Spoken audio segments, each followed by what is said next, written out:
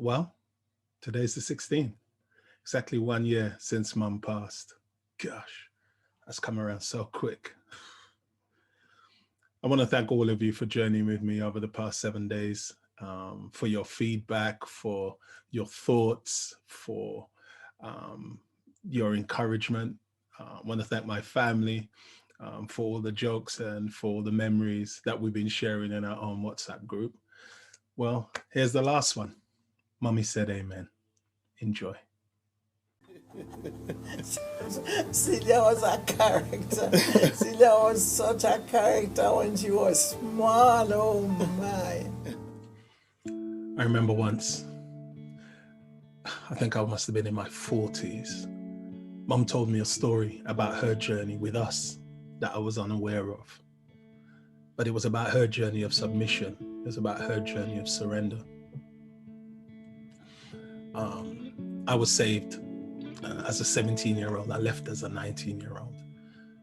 But as a 20-year-old,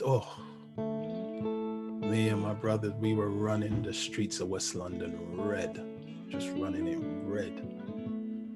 And Mummy's prayer at the time was, Lord, please bring Eddie and Simon back to church. Bring them back to church. Bring them back to church. She said the Spirit put a prayer in her heart and said, no, Phyllis, you have to stop praying that and pray this. But when he told her what the prayer was, she was like, I can't pray that. And she continued to pray her prayer. Lord, bring them back to church. Bring them back to church. But Spirit said to her, Phyllis, we're not listening to that prayer right now. You're on a higher plane with me. You need to pray this prayer. You know what the prayer was? This was the prayer. Anyhow you're going to save Simon and Eddie, just save them. Mummy weren't willing to pray that prayer. She just weren't willing to pray that prayer because that was a prayer she had no control over. That was a prayer that she had no means of dealing with if she couldn't see the end of how that prayer was answered. But she had learned to trust because God had promised through the prophet Isaiah, I will be a husband to you. I will be a father to your children. I will take away the reproach and the shame that people put on your name. And so she prayed the prayer. Do you know that when my mom prayed that prayer at the end of 1986, February 97, we all took off the street and we never saw the street again for 2 years. Never saw the street again for 2 years. But that began the journey of turning us around, bringing our lives, bringing my life in particular to where I came back to faith and the journey that I've taken to be who I am today. Mom taught us amen.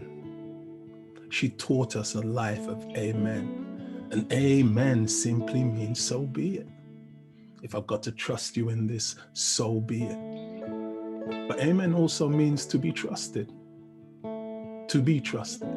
Not just trusting in the words that you're saying, but trusting in the person that you're praying to. Trusting in the being that you're praying to. But don't we all have to live a life like that? Don't we all have to trust outside of ourselves? Don't we all have to believe outside of ourselves?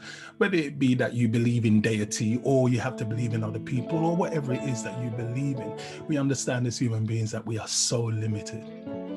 I remember once, a couple of years ago, I think it was about 2019, I was home in London. Mum was in the chair that she would sit in next to her bed and she wanted to go back into her bed. I was home from, I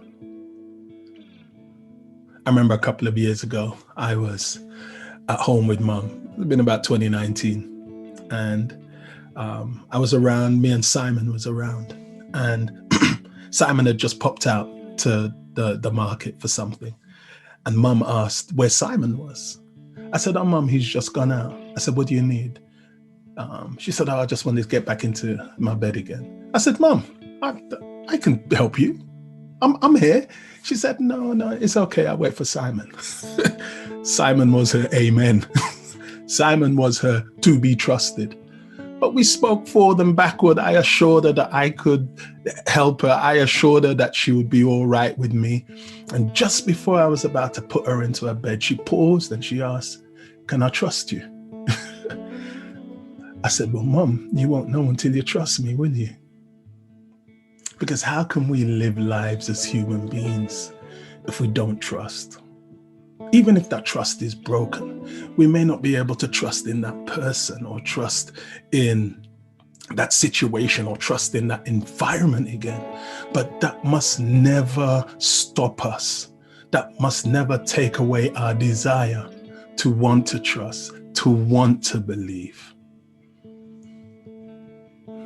Mom's life was a life of amen, trusting beyond herself in deity, trusting into the community of family and friends that she found herself around.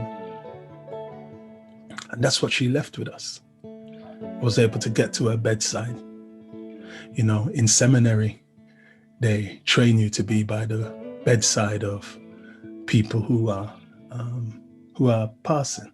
And I've been by the bedside of many people, given them their last rites, prayed with them, been with them. They don't train you how to do that for your parents. They don't train you how to do that for your loved ones. But I was blessed, I was fortunate, I was favored to make it back from Australia and be by her bedside and pray over her and read to her and talk to her. She couldn't talk by then. I would ask her questions and she would say, But I remember the last prayer we had before the end of visiting, and she was surrounded by her children, her grandchildren, and her great-grandchildren. She was blessed to see 5 generations come from her.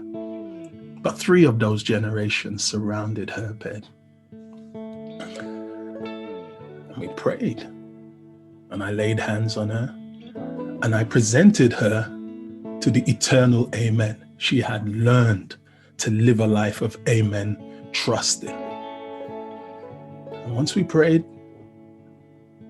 we said amen. She audibly said amen. And those were the last words we heard her speak. Those were the last words she left us with.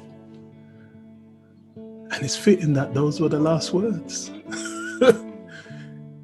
It's Mummy that those were the last words. Trust beyond yourself. Trust in each other. And I'll see you in the morning. Amen.